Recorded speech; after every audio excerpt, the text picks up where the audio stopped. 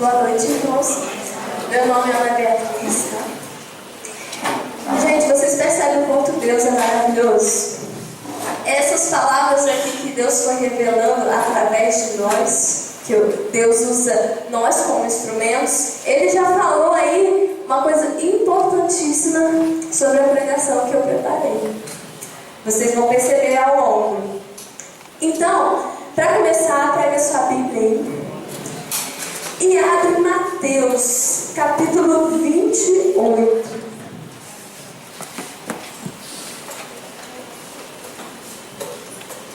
Mateus, capítulo 28. Aí você vai lá e vai no versículo 18.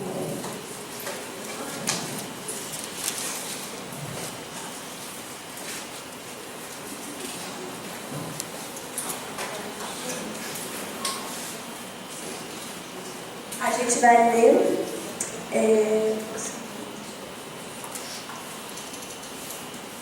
Não. Vai no Mateus 28, mas a gente vai começar do versículo 1 mesmo. Então, eu vou começar assim.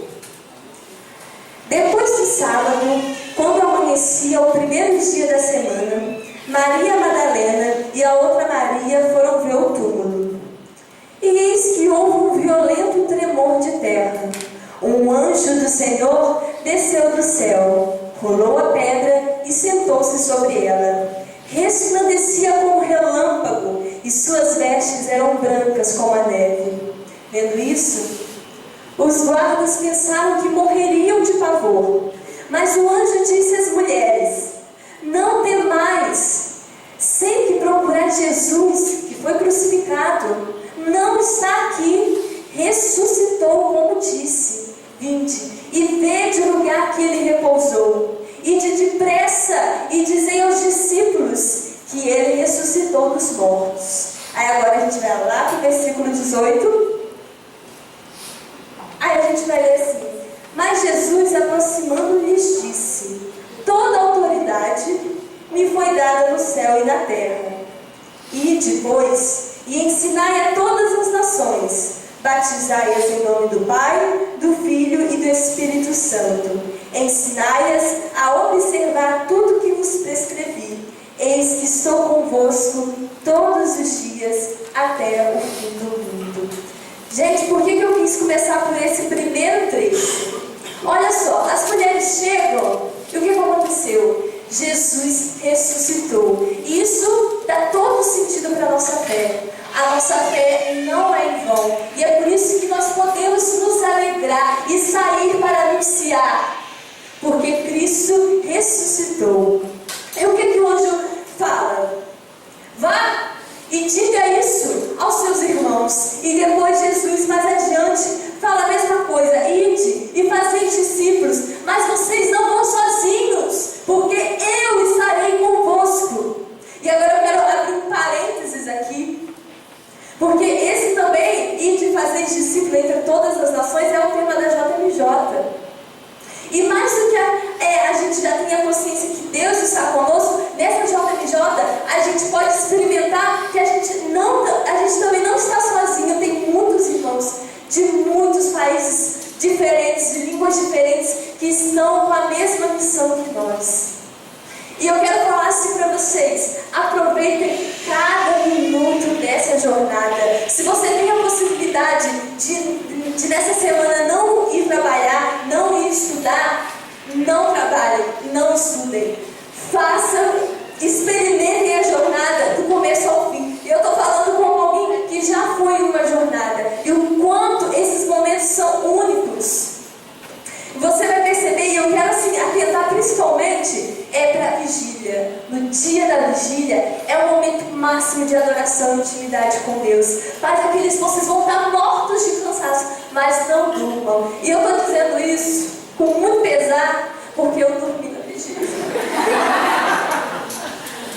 Gente, lá em Madrid, horários invertidos, a gente saía às 7 horas da manhã para ir para as catequeses, voltava dos shows 3 horas da manhã e ainda ia tomar banho, ou seja, estava acabada. Quando chegou na vigília, depois de meia hora que se deu o início da adoração, Começou a chover. Aí eu entrei no saco de dormir, quentinho, viu? Beleza. Aí o pessoal falou assim, vamos alternar aqui, um grupo vai para adoração, um grupo dorme, depois a gente troca. Falei, valeu. Não me acordaram, gente. Ou se me acordaram, eu não vi. Eu passei a adoração toda dormindo. Eu queria tanto participar, então é por isso que eu falo para vocês, aproveitem cada momento, e a adoração principalmente. Bom? Então, gente, aí agora eu vou ler para você, não precisa pegar, não. Eu vou ler Atos 6.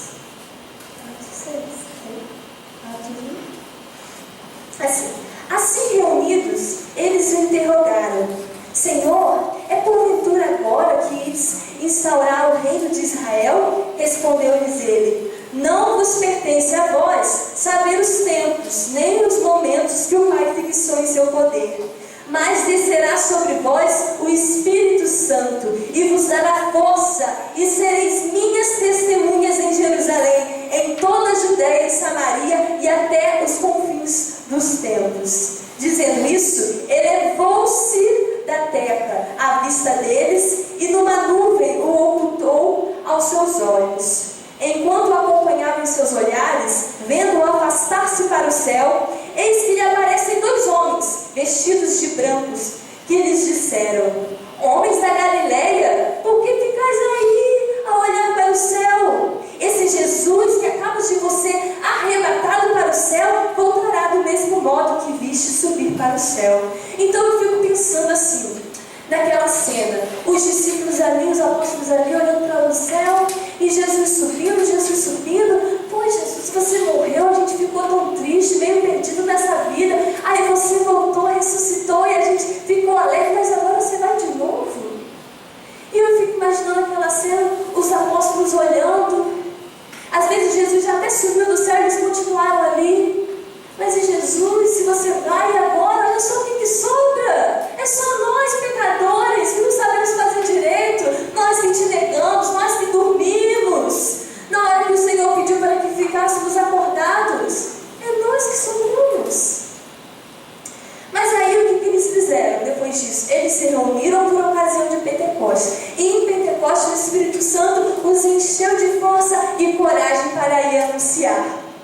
E eles anunciaram. E quantas coisas eles puderam experimentar de bom do Senhor. Quantas conversões eles viram. Quantas alegrias no meio do caminho. Quantos milagres, quantas curas Deus fez através deles. Através do sim que eles deram. Só que eles também enfrentaram muito sofrimento. E aqui eu trago um relato de Paulo que está na Bíblia. Ele falou assim: muitas vezes vi a morte de perto. 5 vezes recebi dos judeus os 40 açoites menos 1. 3 vezes fui flagelado com varas. 1 vez apedrejado. 3 vezes naufraguei. 1 noite e 1 dia passei no abismo. Viagem sem conta, exposto a perigos nos rios, perigos de salteadores, perigos da parte dos meus concidadãos, perigos da parte dos pagãos, perigos da cidade, perigos no deserto, perigos no mar, perigos entre falsos irmãos, trabalhos e fadigas, repetidas vigílias, com fome e sede, frequente jejuns, frio e nudez. Hoje, convenhamos, a gente aí tem vários instrumentos que permitem a gente anunciar Deus de uma outra forma e de forma até mais confortável, né? Quer dizer, eu posso postar um negócio lá no meu Facebook e eu estou evangelizando o Japão, nem estou sabendo.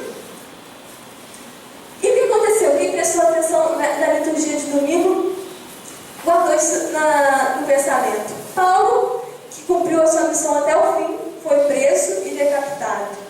Pedro foi crucificado de cabeça para baixo. Mas aí talvez você fale assim para mim: Bia, valeu, Bia, muito interessante, mas sabe qual é? Isso aí é de 2000 anos atrás. Isso não acontece mais, minha querida. Mas não é verdade, né? Eu acho que aqui todos temos conhecimentos disso, que em quantos países que são de minorias cristãs, o quanto eles são violentados por tentarem viver a sua fé, por tentarem anunciar a Cristo.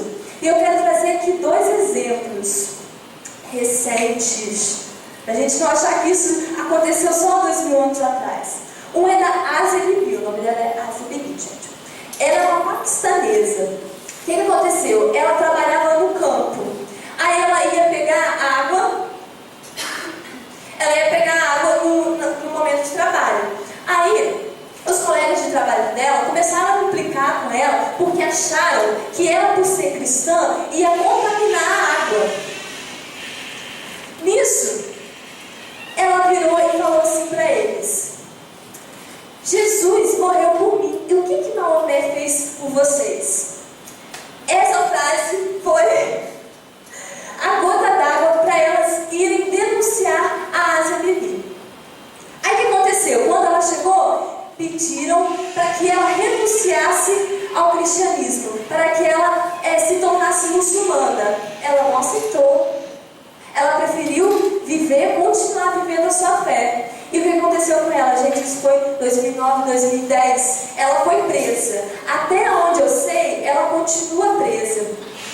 E eu acho que ela só não morreu ainda porque o Papa Bento XVI na época pediu clemência por ela. Só que tem uma coisa: se ela for liberada, algumas pessoas já disseram, se ela for liberta, nós faremos justiça com as próprias mãos. E ela está consciente disso. Tem até uma biografia dela que ela está consciente disso. Se ela sair, ela sabe que morre lá fora. Aí agora eu quero trazer outro relato, que é do padre François Murat. Essa morte foi confirmada agora, esse domingo, pela Rádio do Vaticano. Ele era um padre eremita, vivia na Síria. E na Síria parece estar havendo algum problema político. E tem alguns grupos, né, gente? Alguns grupos que estão entrando nas minorias, nos vilarejos cristãos, que são minorias, e destruindo tudo, salteando e destruindo tudo. E ele já estava refugiado no convento franciscano. Nisso pegaram o padre François Murat e decapitaram ele. Tem um vídeo na internet disso, eu vi, mas não recomendo ninguém ver porque é horrível. Eu ainda pensei, estava comentando com meu pai, ainda pensei que eles fossem usar guilhotina, né? Seria mais rápido, talvez menos dor, mas não, gente. É uma faca, com a faca que vocês têm na cozinha, e cortando como se fosse uma carne. Foram 3 pessoas cortadas, são 9 minutos de filme, 3 pessoas. Ele parece que é o segundo, para quem for procurar e ver. Isso acontece até hoje. Aí eu tenho aqui alguns dados. Durante todo o ano de 2012, cerca de 105 mil cristãos foram mortos por motivos de religião, segundo estimativas do Observatório da Liberdade Religiosa da Itália.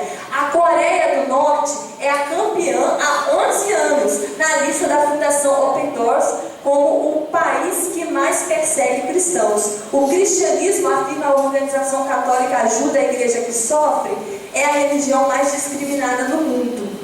Eu já li relatos sobre torturas na Coreia do Norte. É negócio no nível assim, um dos jeitos de tortura, né? Que a pessoa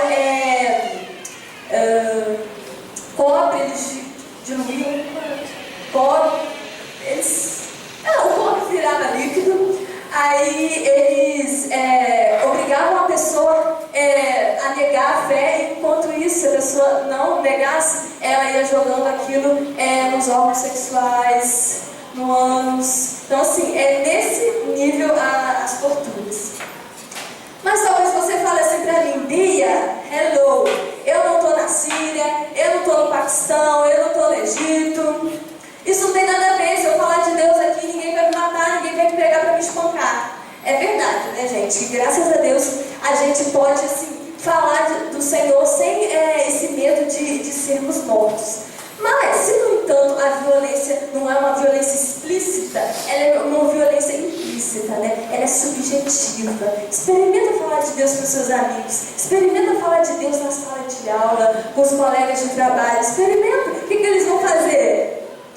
Vão rir da sua cara, vão fazer piadinha, vão te rejeitar, vão mandar e-mail depois para você, né, Karina? Falando por que não aceita aquilo, querendo te convencer da visão dele. Vão te ridicularizar, vão falar,